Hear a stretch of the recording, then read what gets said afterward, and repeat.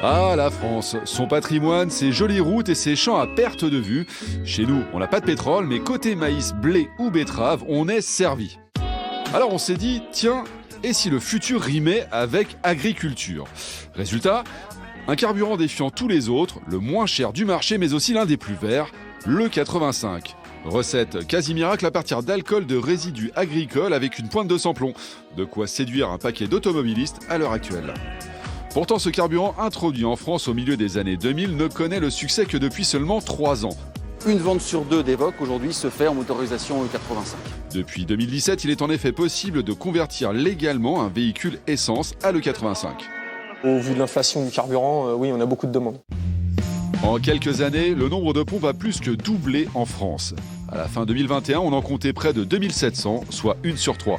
Il y en a donc forcément une proche de chez vous. L'application Mes stations E85 permet de trouver très rapidement, facilement les stations autour de chez soi. Et puis Cocorico, la filière E85 est quasiment 100% française. Les cartes électroniques sont fabriquées à 15 km d'ici, donc tous les produits sont made in France. Alors quels sont les atouts de l'E85 et comment en profiter? Est-il vraiment plus écolo, plus rentable? Est-ce la solution miracle pour ne pas rendre nos voitures thermiques obsolètes? Plein feu sur ce bioéthanol tricolore. Le 85 chez les constructeurs, on appelle ça Flex Fuel, et l'un des rares qui en propose aujourd'hui, c'est Jaguar Land Rover. Voici par exemple ce SUV Evoque essayé il y a 2 ans par nos équipes. Cette nouvelle génération de petits SUV de Range Rover a gardé les fondamentaux du premier modèle, un véhicule de loisir à l'allure élégante tout en étant capable de s'échapper hors bitume. En apparence, difficile de distinguer ces deux versions. Bonjour Laurent. Bonjour Alexandre. Bienvenue. Merci. L'Evoque, on le connaît depuis 2 ans déjà et j'ai l'impression que c'est le même. Effectivement, c'est le nouvel Evoque qui est sorti il y a maintenant 2 ans, mais il y a quand même une grosse nouveauté que vous n'avez peut-être pas remarqué. C'est une motorisation Flex Fuel. Alors le Flex Fuel aujourd'hui, c'est utiliser un carburant. On peut utiliser un carburant E85 qui permet au véhicule d'avoir de fortes économies à l'utilisation, puisque vous savez que le carburant est beaucoup moins cher, environ 70 centimes du litre, soit 50% de moins qu'une motorisation thermique classique essence. Alors, les autres avantages, vous avez déjà un avantage, on va dire, écologique. Le 85 permet d'émettre jusqu'à 90% d'émissions de particules fines en moins. Il y a aussi jusqu'à 60% de réduction des émissions de gaz à effet de serre. Donc le premier point, l'écologie. Le deuxième point, c'est la flexibilité aussi, puisque on roule en E85, mais si nous avons besoin de faire un complément en super samplon 95 ou en SP 98, c'est tout à fait possible. Donc ça apporte de la sérénité dans l'utilisation des consommateurs de ce type de produit. Cette voiture ne m'appartient pas, donc je vais refaire le plein avant de la rendre, c'est la moindre des choses. D'après vous, à 10 € près, pour combien je vais en avoir? Écoutez, Alexandre, je vous dirais moins de 45 €. Moins de 45 €? Oui, Paris. Allez, on prend les paris. Pour en savoir plus sur les ingrédients de ce carburant, direction le syndicat national des producteurs d'alcool agricole à Paris. Bonjour. Nicolas Kurtzoglou est le responsable carburant. Il va nous expliquer depuis quand alcool et voiture font bon ménage, à condition bien sûr de le mettre dans un réservoir. Le super éthanol E85 a été lancé en 2007 et donc il y a eu un certain nombre de stations, mais on est resté à 300 stations pendant de nombreuses années. Il y a eu pas mal de constructeurs qui ont proposé pas mal de modèles au tout début, entre 2007 et 2012. Et depuis 2018, on a à la fois les stations et les voitures. On se félicite que Jaguar Land Rover et Ford proposent en tout 9 modèles Flex Fuel et parfois hybrides Flex Fuel. Et depuis avril 2021, c'est quasiment l'ensemble des voitures essence vendues en France depuis les années 2000 que l'on peut convertir à l'E85, soit plus de 10 millions en tout. Quelle est la capacité de production? On peut faire assez facilement sans augmenter les surfaces. On peut passer de 12 millions d'hectolitres à 18 millions d'hectolitres de bioéthanol. C'est en gros 1 million de voitures roulant à l'E85 en plus. L'autre avantage, un prix incroyablement stable. C'est lié en fait au prix de l'éthanol pur et aussi les contrats entre les producteurs d'éthanol et les distributeurs de carburant se font de manière annuelle. Donc ça permet de lisser en fait le prix de l'éthanol sur l'année.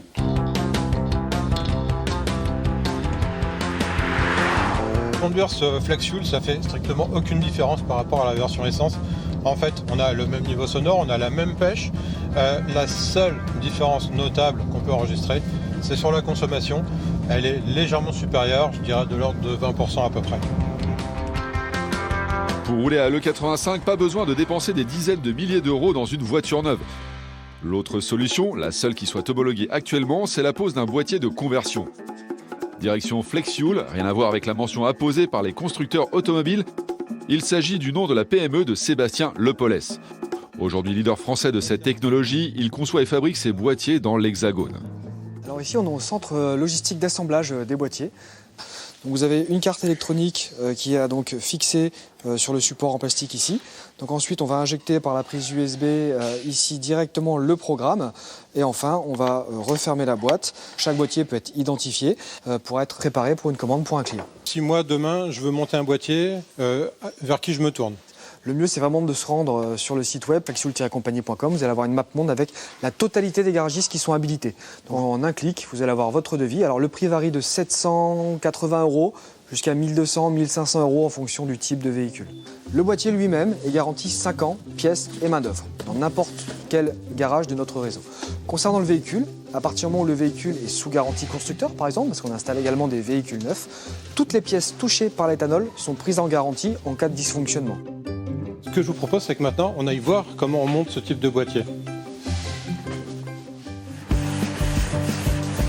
Direction l'atelier carrosserie à Écueil, où Brice s'apprête justement à poser un boîtier de conversion sur un véhicule. Essayer de trouver un accès, un endroit en tout cas où on peut installer le boîtier qui est différent à chaque véhicule en fonction de l'accessibilité. Et après, derrière, on se connecte uniquement au connectique d'injecteur. Ok. Et là, pour combien de temps à poser le boîtier ? C'est en moyenne 2h30 à peu près. Alors, une fois que j'ai fait ma transformation, est-ce que j'ai des démarches administratives à entreprendre ?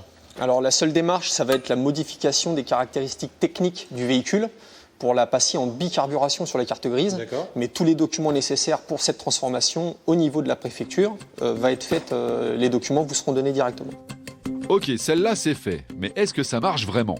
Il y a un an, Philippe s'est laissé tenter, il a converti sa Peugeot 508. Bonjour Philippe. Bonjour, Ah, merci de me recevoir dans votre voiture FlexFuel, si j'ai bien compris. c'est cela même. Un plein, si vous n'étiez pas en bioéthanol, ça vous coûterait combien sur cette voiture ? Une centaine d'euros en fonction de la fluctuation du prix. Une centaine d'euros, et au bioéthanol, ça vous coûte ? Une quarantaine d'euros. C'est énorme. Non, c'est énorme. Ah ouais, 60% moins cher. Pas de problème particulier. J'ai déjà fait à peu près 15 000 km. J'ai absolument eu aucun problème.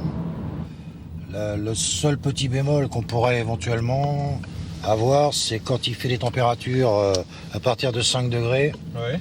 Les démarrages à froid sont un peu plus délicats. Il suffit des fois de démarrer 2-3 fois avant que le moteur parte. Voilà, maintenant qu'on sait à peu près tout sur le 85, moi, je vais devoir aller faire le plein. Alors pour ça, j'ai une appli. Je cherche la station 85 la plus proche. Elle est à 3 km. Le litre est à 0,70. C'est parti. Alors je vous rappelle le défi, le plein complet pour moins de 45 €. Alors regardez la blague, ça fait longtemps que j'ai pas vu le prix défiler moins vite que le volume. Et ben voilà, 30 litres, moins de 21 €. On avait dit 45 € pour le plein. Le plein fait à peu près 60-64 litres. On multiplie ça par 2, on est bien à moins de 45 €. Donc pari tenu, en France, on n'a pas de pétrole, mais on a des betteraves.